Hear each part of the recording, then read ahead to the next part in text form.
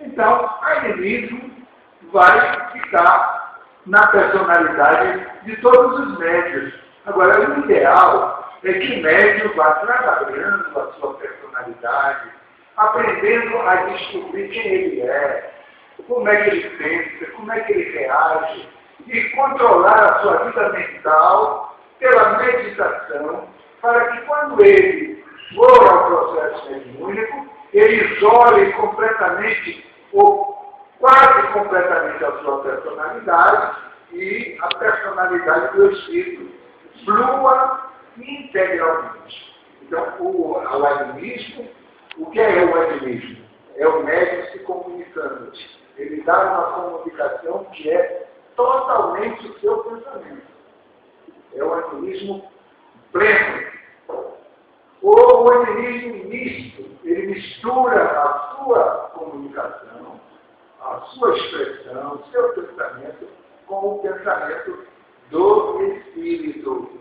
Então, o animismo só será vencido quando o médium se colocar numa condição de se esforçar para vencer suas imperfeições, trabalhar na meditação e fazer o processo do desenvolvimento moral e mental.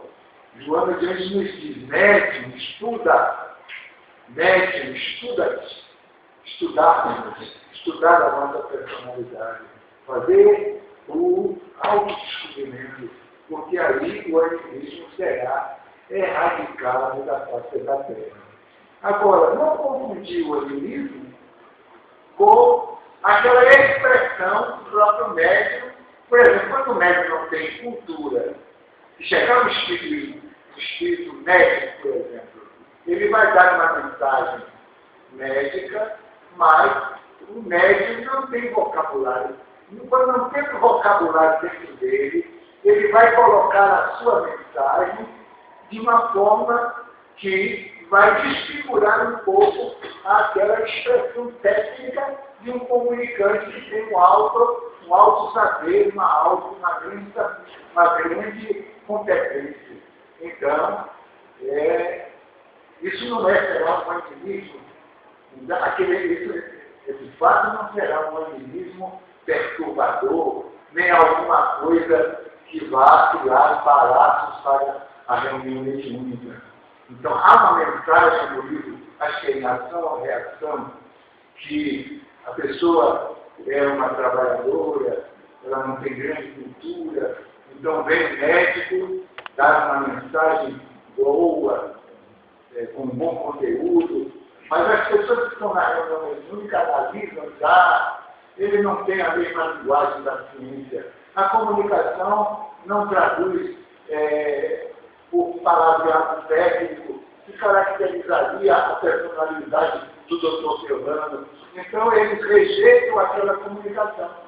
Então, os espíritos lá no mundo espiritual vão lamentar o fato por considerar que aquilo é uma comunicação útil, verdadeira, e que o falso saber daquelas pessoas desclassificaram aquela comunicação.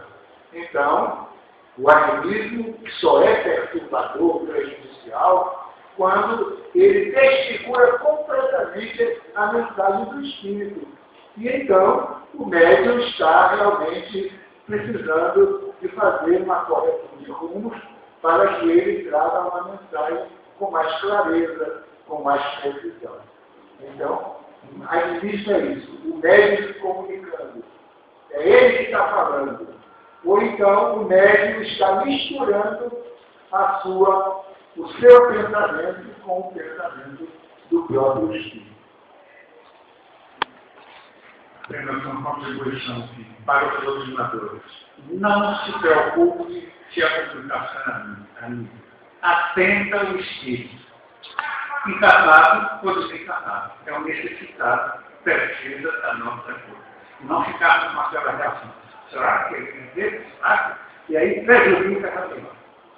Atenda o Espírito. Encarnado ou desencarnado.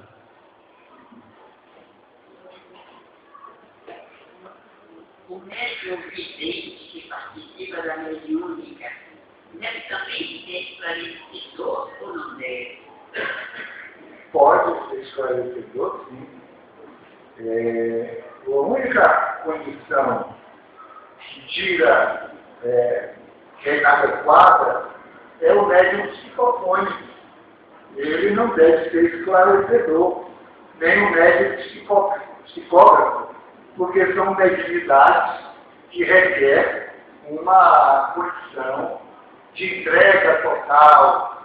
Então, a doutrinação vai trabalhar muito a intuição, o doutrinador não pode ter uma grande sensibilidade, mas um registro de evidência não me parece que atrapalhe o processo da comunicação.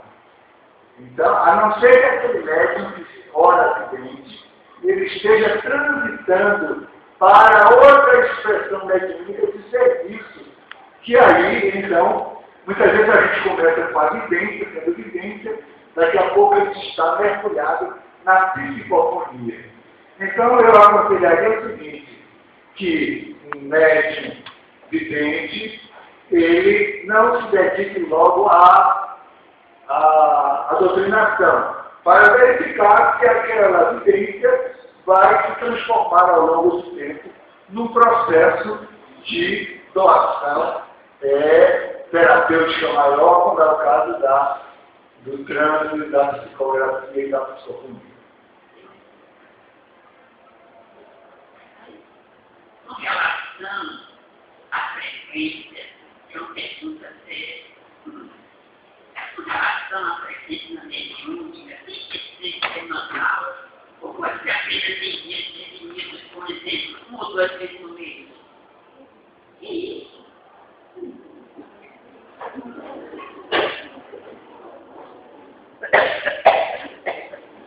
A reunião mediúnica deve ser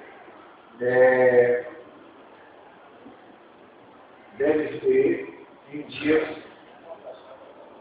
deve ser contratada, deve ser acertada pelo grupo para uma determinada frequência. Se a frequência for semanal, então a pessoa deverá ter aquele compromisso semanal. Vamos dizer, ele tem uma responsabilidade definida, que não pode superar, não pode sair. Vamos dizer que ele tenha um compromisso quinzenal naquele dia, de trabalho, de responsabilidade. Ele só pode frequentar de 15 em 15 dias. É uma coisa para ser discutida com a dirigente, com o grupo, para verificar que aquilo é uma proposta aceitável. Então, dentro de uma coisa de grande responsabilidade e de uma coisa que ele não possa se exibir. Lá na Mansão do Caminho, eu vou contar essa experiência porque as tias da Mansão do Caminho, quando tinham a Mansão do Caminho é abrigo, tinham crianças, então cada casa tinha uma tia. Então, nas reuniões mediúnicas, as tias, às vezes, houve um período que as tias frequentavam quinzenalmente por causa das responsabilidades familiares. Primeiro, de logo, não colocava todas as tias na mesma reunião mediúnica, mas depois ele precisou usar desde o seguinte: tia fulana, numa segunda-feira, de quinta em 15 dias. Então, baseado nesse princípio, se houver consentimento do grupo, uma discussão fraterna dentro do grupo, e houver uma responsabilidade da pessoa com um compromisso profissional, no meu entendimento, eu acho que é compatível. Mas é a minha opinião.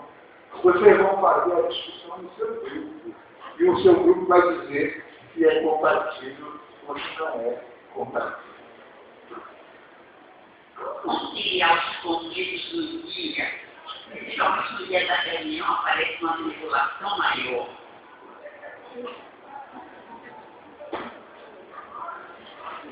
Depende da consciência da circulação. Porque às vezes a pessoa acha que ir ao aniversário de um familiar muito querido, é um atendimento importante. É verdade. Na minha observação, você deixar de ir por um aniversário de maneira nenhuma. Eu acho que isso é descompromisso. Se você tem um compromisso, o compromisso maior é aquele. Depois, você até pode ir ao aniversário depois do compromisso. Não aconselhamos. Eu vou aconselhar para casa, até que pode ser utilizada depois do desdobramento. Mas ainda se admite que se vá após a reunião para se dar o aniversário e faça. Agora, se você pega um ônibus ou um carro, como eu peguei a semana passada, saí da Pituba para ir para o Altamira. Saio às 6h30 para chegar lá às 8h. E cheguei lá às 8h05. Quer dizer, eu fui, mas o trânsito me deixou pelo caminho. Você pega um ônibus, não precisa de carro, não chega aqui o ônibus, pior ainda, né? Então são coisas que a gente tem que avaliar. O compromisso nosso é estar. Às vezes a pessoa diz, mas eu já estou indisposta. A indisposição é exatamente para que você não vá. É assim uma chamazinha para você dar. Eu estou, e às vezes a indisposição, a preguiçosinha que dá na gente, né? Não tem a preguiçosinha na gente. É que está também no favor. E aí o prefeitor ficava na mão, né? Esperando que a gente fosse, e a gente não vai. São compromissos sérios a reunião da vida. Só deveremos faltar em condições exatamente aquelas que a gente não pode evitar e deixar de ir. Mas, caso contrário, deveremos nos esforçar sempre para estar lá. Que é um compromisso muito sério, os amigos espirituais esperam da nossa contribuição para melhorar a psicosfera da humanidade que ainda está observada. Se for um conflito do tipo, passou por uma grande decepção, passou por um grande aborrecimento, ainda assim deve ir. Compromisso é compromisso. Mesmo que não produza muito bem, mesmo que você nesse dia vá dar trabalho aos benfeitores, eu não disse que a reunião mediúnica, nós é que somos os principais beneficiários, então vamos aqui mesmo, porque esse é o nosso compromisso. Agora, não vamos gripar para não contaminar as outras pessoas. Os benfeitores relevam. Porque eu vi às vezes pessoas super gripadas na reunião mediúnica. Não vou pensando que os bons espíritos matam os micróbios, não, porque pode ser que pode ter, mas doenças contagiosas. Vocês evitem ir para a reunião mediúnica. Você não puder comunicar com os leitores, porque no começo e no final gostaria de ouvir.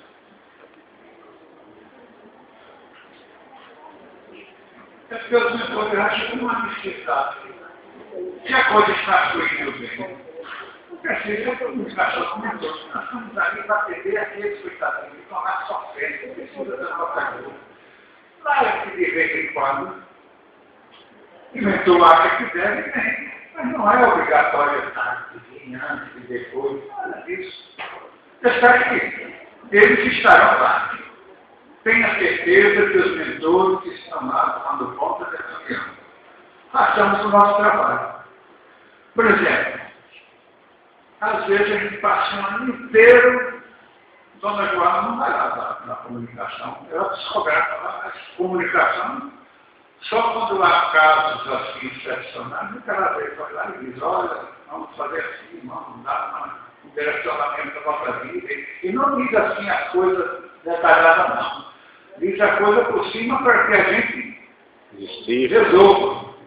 Então, esse negócio do mentor, a gente sabe que ele está lá e a nossa obrigação é atender os sofredores, que é para isso que nós estamos lá. Agora é preciso que os médios estejam conscientes de que eles, médios, podem estar aptos a receber comunicações dos mentores. E que há também, no movimento espírita, uma questão de as rivalidades súbitas. Quando uma pessoa dá uma comunicação de mentor, às vezes as pessoas dizem assim, quem foi na minha, já está dando uma comunicação de mentor. A gente precisa acabar com isso. Acabar com isso. Quando o professor dá uma comunicação de mentor, e a gente vê que é uma comunicação bonita, boa, simples, tanto seja simples, mas coerente, a gente deve ficar satisfeito. Graças a Deus, o nosso inspetor escolheu alguém, médico, que estava em condição para dar a mensagem. E despertar a filmada é melhor que ele não tem.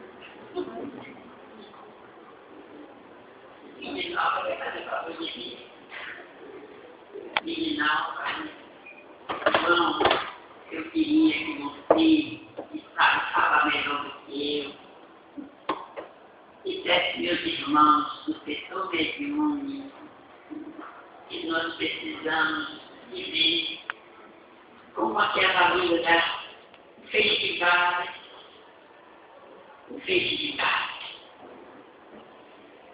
Também eu tenho aprendido com vocês. Projeto pelo mesmo de Jesus, porque melhor me abrir os olhos e o entendimento para o processo dedicado à mediunidade. Minha gratidão é muito grande a vocês. Eu aprendi com vocês que o trabalho mediúnico de uma casa espírita tem uma responsabilidade no sentido de vigilância e sustentação da casa. É verdade que eu ouvi isso ou eu estou deturpando? Ouviu, sim. Ouviu isso, seus ouvidos estão muito bons.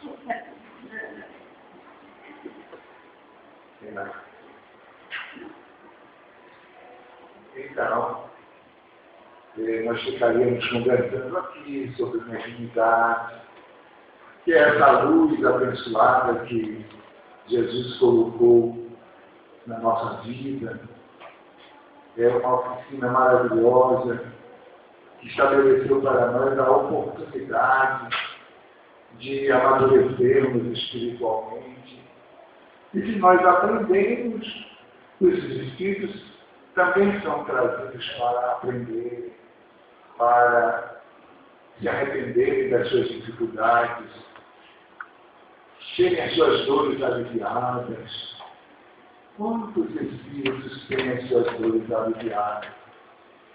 Quanto mais reuniões mediúnicas houverem na Terra e no mundo espiritual também, mais rápido o mundo entrará no processo de regeneração. Reflexionemos sobre esse ponto. Um grupo mediúnico é uma luz acesa, uma porta que se abre para facilitar o esclarecimento da humanidade aflita. 5, 10 espíritos, 8, seja lá quando forem, aqueles que nós aprendamos diariamente, em um grupo mediúnico, representam muito. No mês, no ano, 16 grupos numa casa como essa no 16, são oportunidades excelentes para esclarecer a humanidade, aliviar, ainda mais nessa zona de tanta dor, de tanta dificuldade que é esse centro histórico de Salvador. Então, os espíritos são atraídos, eles são atraídos por essa luz para virem receber, beber o esclarecimento da doutrina. Então nós temos que estar contentes por isso, satisfeitos por estarmos oferecendo essa oportunidade a essas entidades. Eu dizia 6, 8, 10 por reunião, mas as entidades são muito mais. Porque enquanto a gente está atendendo alguém, algum espírito que fala por médium, nós sabemos que outros tantos, dezenas que estão ouvindo, os espíritos ligam aparelhos de som que levam a voz do doutrinador para regiões do mundo espiritual, para esclarecer e consolar as almas da Terra.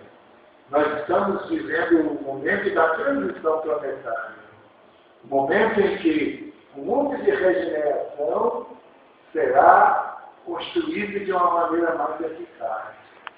Porém, essa regeneração ainda vai passar por muitas dores e muitos padecimentos. Talvez até um acréscimo das dores.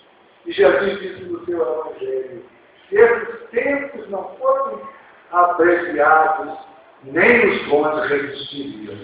Está no Evangelho de Jesus. Então, nós deveremos fazer do nosso serviço mediúnico um serviço apostolado, de caridade, de doação, um serviço que exija a alma de satisfação. É a defesa da nossa casa, como diz André Luiz. E tudo que acontece, naturalmente, o mundo espiritual filtra as ameaças pela prática mediúnica da casa espírita, as agressões, as investidas nos espíritos das sombras, elas são barradas, são muitas vezes filtradas pelos equipamentos mediúnicos, pelas reuniões mediúnicas da nossa casa. Então, nós deveríamos a elas nos dedicar com muita alegria. E também com muita alegria a todas as tarefas da casa, porque representa a prática do amor e da manifestação da solidariedade ativa. Então, nesse final de trabalho, nós estamos nos despedindo, agradecendo o carinho de vocês, agradecendo essa oportunidade de ver essa